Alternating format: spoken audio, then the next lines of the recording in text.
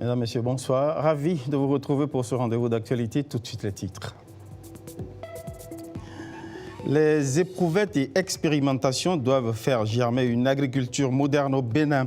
Vision du gouvernement réaffirmée aux chercheurs par le ministre de l'Agriculture en visite à l'Institut national de recherche agricole. Les Échos dans ce journal. Envoyer de l'argent ou en recevoir de façon instantanée, c'est désormais banal dans nos usages. Mais à chaque transfert rapide, ce sont des paquets de nos données personnelles qui circulent auprès des opérateurs et banquiers. Pour leur sécurité, la sécurité de nos données, le régulateur, l'ARCEP, sensibilise tous ces acteurs de la FinTech. Rassurez-vous, on aura aussi l'actualité internationale en bout de ce journal. Mais ouvrons volontiers ce journal par l'actualité présidentielle. Le président de la République, Romuald Wadagni, a reçu aujourd'hui, jeudi, une délégation de haut niveau venue de la Sierra Leone. Porteur d'un message personnel du président sierra-léonais, l'émissaire a échangé avec le chef de l'État sur le renforcement des relations entre les deux pays. Il s'est confié à Marcel Arossi et à Patrick Benoît. On l'écoute. C'est dans le cadre du renforcement des relations diplomatiques entre le Bénin et leurs pays respectifs que les ambassadeurs désignés du Royaume d'Arabie Saoudite, de la République socialiste du Vietnam et de la République islamique de Mauritanie sont reçus au ministère des Affaires étrangères. Au cours de cette audience, les trois diplomates, tour à tour, ont officiellement remis à la ministre des Affaires étrangères les copies figurées de leurs lettres de créance. Une étape protocolaire qui précède leur accréditation officielle auprès des autorités béninoises. Voilà qui ouvre la voie à leur prochaine présentation des lettres de créance au chef de l'État, le président Romuald Wadagni. Et là, débute officiellement leur fonction en qualité d'ambassadeur extraordinaire et plénipotentiaire auprès de la République du Bénin.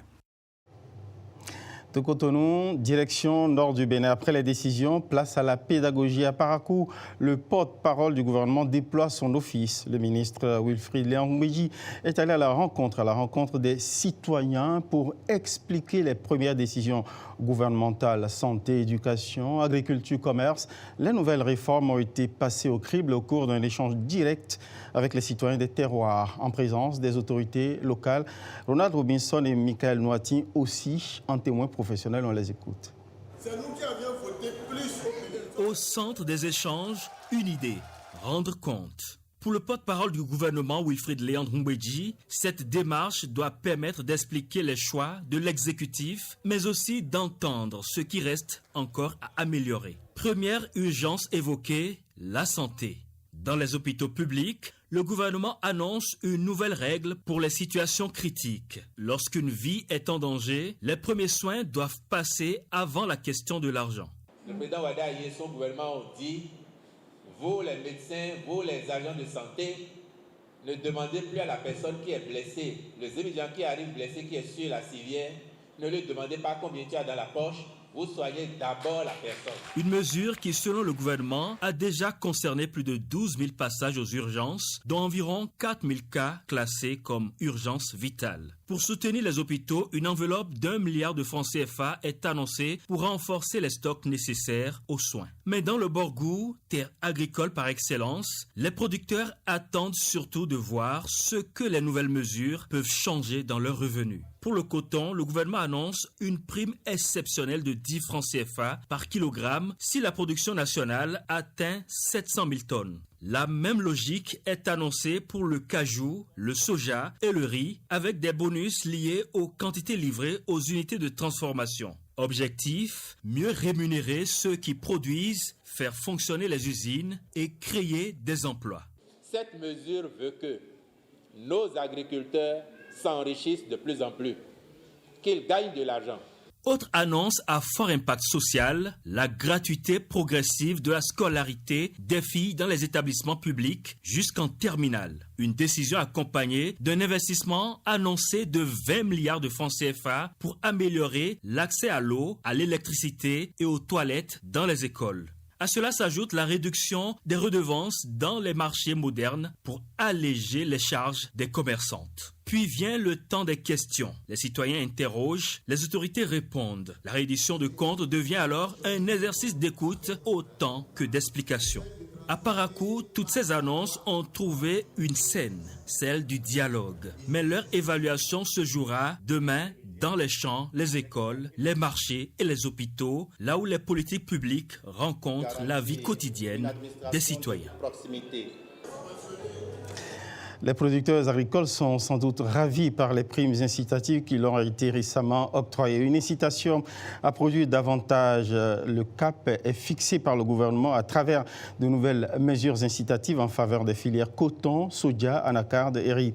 Une initiative saluée par la plateforme des acteurs de la société civile qui y voit un levier puissant pour la souveraineté alimentaire. Koudous Abdoulaye. Produire davantage et transformer sur place. C'est l'ambition portée par les nouvelles mesures adoptées par le gouvernement. Pour accompagner la campagne agricole, l'État instaure une prime exceptionnelle aux producteurs, notamment ceux du coton. S'agissant du coton, pour une production nationale supérieure à 700 000 tonnes, les producteurs percevront une prime exceptionnelle de 10 francs CFA par kilogramme sur le prix homologué pour la campagne agricole. La même prime est accordée aux producteurs de soja, d'anacarde et de riz qui livreront leurs récoltes aux unités de transformation installées au Bénin.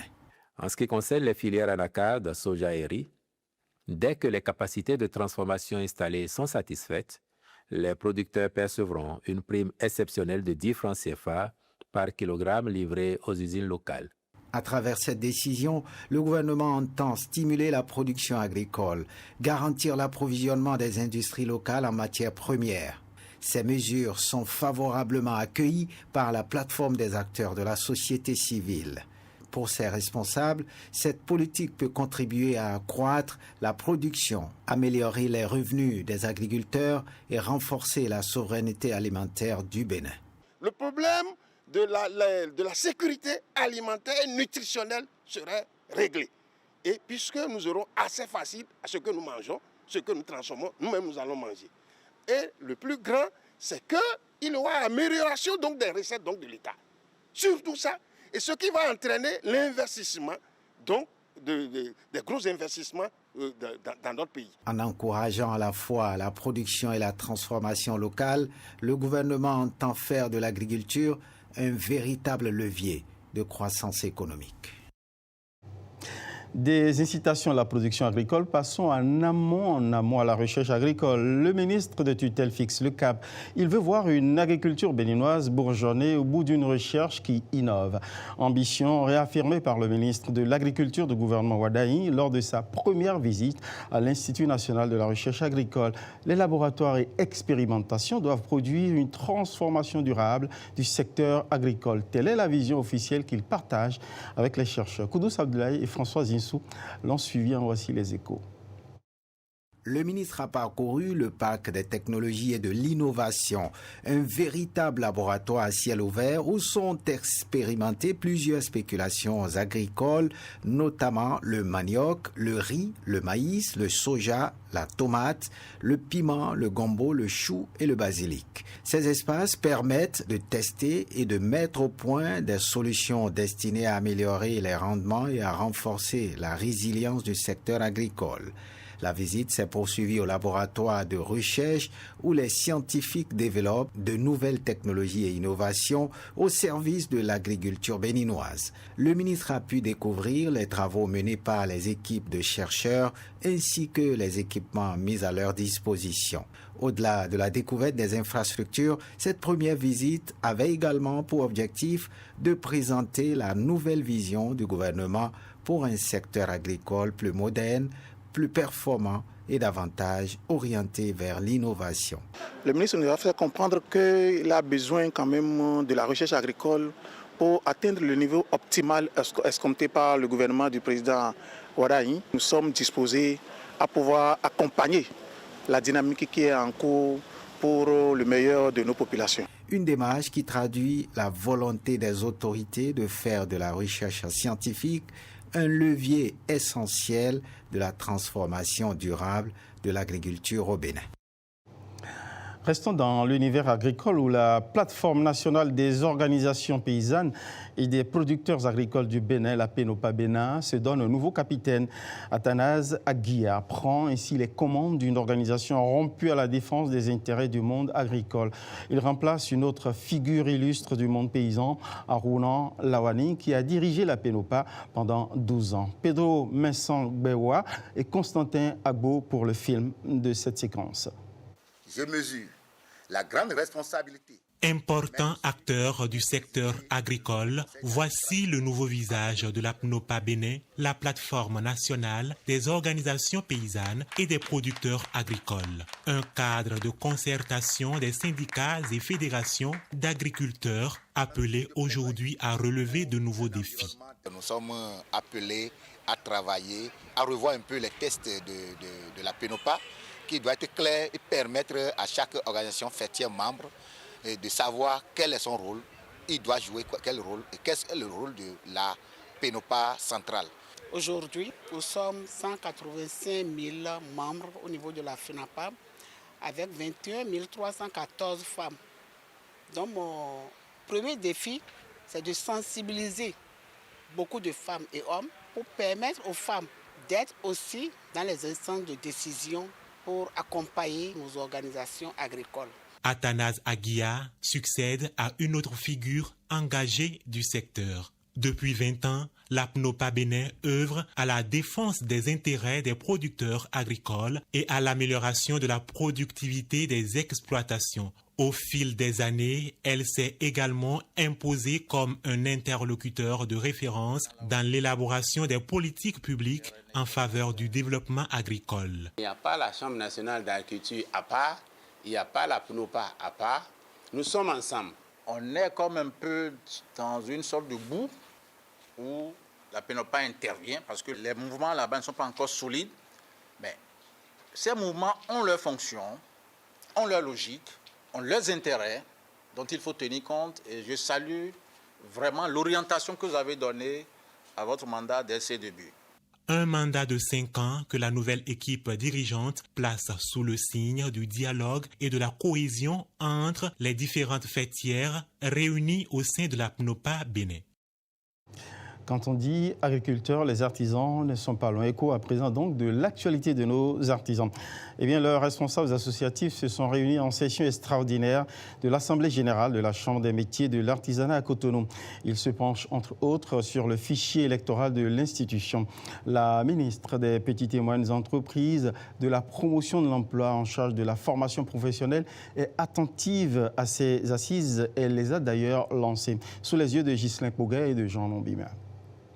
À l'ordre du jour de cette session extraordinaire de l'Assemblée consulaire, entre autres, présentation des travaux de révision interne, des textes de la Chambre des métiers de l'artisanat, le régime électoral, les statuts, le règlement intérieur, l'organisation du certificat de qualification au métier, l'actualisation du fichier électoral. Les 80 élus consulaires présents ici mettent beaucoup d'espoir dans le soutien et dans l'accompagnement du gouvernement quant à la restructuration et à la montée en puissance de l'institution. Les artisans ont accueilli avec beaucoup d'espoir le projet de société de son Excellence, M. Romiad Wadaï, président de la République, en faisant de l'artisanat un levier de transformation économique.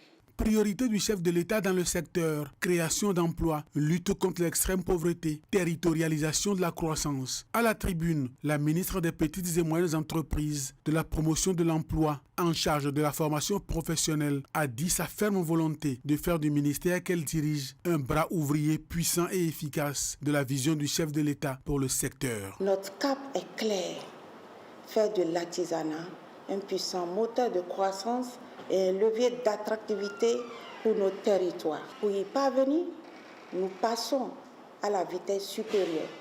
Renforcement de la formation professionnelle, certification rigoureuse des compétences, structuration des corps de métier, facilitation de l'accès au financement et valorisation sans complexe du Made in Bénin. Notre stratégie repose sur la construction d'un écosystème intégré et agile où chaque acteur joue pleinement sa partition. Comme acteurs jouant leur partition, la Chambre des métiers, active dans l'organisation et la représentation des artisans, le Fonds de développement de l'artisanat pour propulser les projets, l'Agence de développement des petites et moyennes entreprises pour s'occuper de la compétitivité des entreprises, l'Agence nationale pour l'emploi avec ses actions en faveur de l'insertion professionnelle. L'artisanat, c'est une richesse nationale brute. Il révèle notre créativité, valorise nos savoir-faire ancestraux, fait vivre des millions de familles et offre à notre jeunesse comme à nos femmes une voie royale vers l'insertion, l'autonomie et la dignité.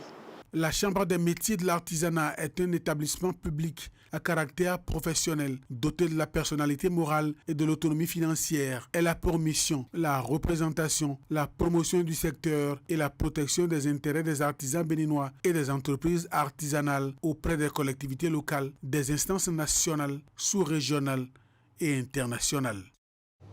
Une halte dans ce journal sur une addiction des enfants. Difficile de les arracher des téléphones, des tablettes ou des télévisions. Les écrans font désormais partie du quotidien des enfants, mais très scotchés à ces écrans, les enfants courent des risques sur leur santé physique, psychologique et leurs relations sociales. Ophtalmologues et psychologues alertent sur les risques et rappellent l'importance d'un usage équilibré. Koudous Abdoulaye nous en parle.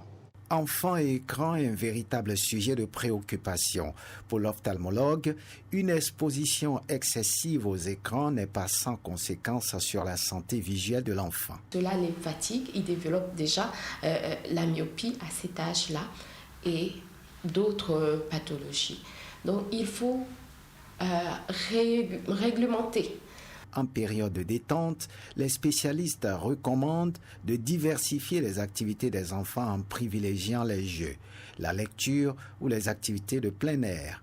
Un avis que partage également le psychologue. L'écran a cette puissance-là de t'éloigner de la chaleur humaine. Il faut au premier abord savoir quel est l'âge de l'enfant. Normalement, les études ont montré que pas de téléphone, pas de smartphone, pas d'écran avant 3 ans. Après, à partir de 6 ans, il faut commencer par faire un accès limité. Et après, à partir de 9 ans, 12 ans et autres là, on va maintenant poser des temps. Le psychologue insiste sur la nécessité d'un accompagnement attentif des parents afin d'encadrer les habitudes numériques des plus jeunes. C'est de voir la relation que l'enfant établit avec l'écran et la relation que le parent lui propose en parallèle. Les spécialistes sont unanimes, il ne s'agit pas de bannir les écrans du quotidien de l'enfant, mais d'en promouvoir un usage raisonné, équilibré et adapté à leur âge. On reste dans l'univers des usages technologiques numériques. À chaque opération de transfert rapide, des données personnelles passent entre les mains des établissements financiers et de leurs sous-agents. Nom, numéro de téléphone, pièces d'identité, des informations essentielles à la transaction, mais dont la protection est devenue un enjeu majeur de confiance. Pour renforcer les bonnes pratiques dans le secteur, l'autorité de protection des données personnelles sensibilise les acteurs de la chaîne de distribution. Reportage Ola Rodrigue Babagbeto. Envoyer ou retirer de l'argent ne prend aujourd'hui que quelques minutes, mais derrière chaque transaction de transfert rapide, ce ne sont pas seulement des fonds qui circulent. Oui, s'il vous plaît, je vais faire un dépôt. La journée connaît toujours presque la même routine pour Félicité Ati.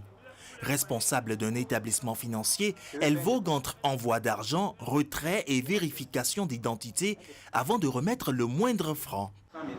Vous avez votre pièce? Oui, j'ai ma pièce. Ok. Veuillez me donner votre pièce et les sous, s'il vous plaît. Quand un client vient pour faire une opération, je demande d'abord s'il a sa pièce.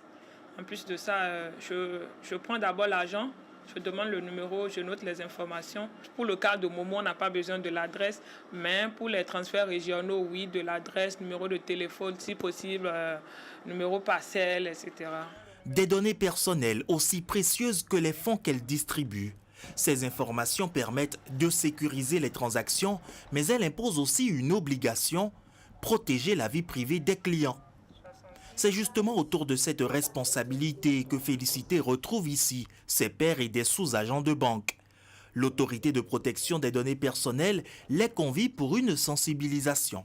Si on laisse traîner ces données, n'importe qui pourrait les saisir, les prendre et faire des actes en vos noms, en vos lieux et places, alors que ce n'est pas vous. C'est dans ce sens que nous avons voulu sensibiliser les banques au travers de l'association professionnelle des banques du Bénin en organisant cet atelier. Donc quand vous lui donnez à cet agent, ce sous-agent, ces informations, vous êtes obligé d'une certaine façon de lui faire confiance quant à la façon dont il va utiliser ces informations.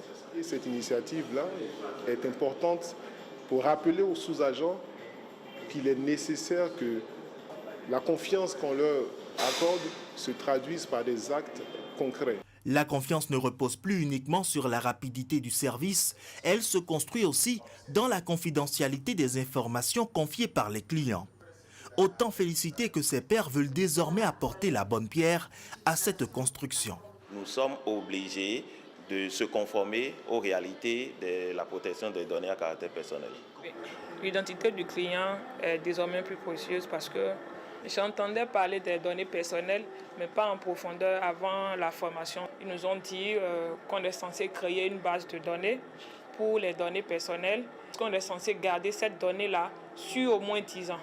À mesure que les services de transfert rapide se développent, la sécurité ne se limite plus aux transactions financières. Elle englobe désormais les données personnelles de millions d'utilisateurs.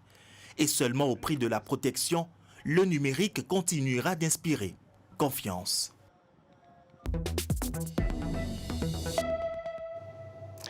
Hors de nos frontières en Afrique du Sud, le calvaire continue pour les migrants qui sont sommés par des groupes marginaux de quitter le territoire. Ils étaient encore des milliers rassemblés à la frontière du Zimbabwe, fuyant ainsi les violences. En République démocratique du Congo, l'opposition promet une mobilisation contre la révision de la Constitution. Et puis, Mondial 2026, des gendarmes mobiles ou des CRS seront déployés dans Paris pour le premier match des quarts de finale qui va opposer la France au Maroc. C'est tout à l'heure à 21h. Restez scotchés sur Bénin TV pour suivre. Tout de suite, le tour de l'actualité avec Estelle Pazou.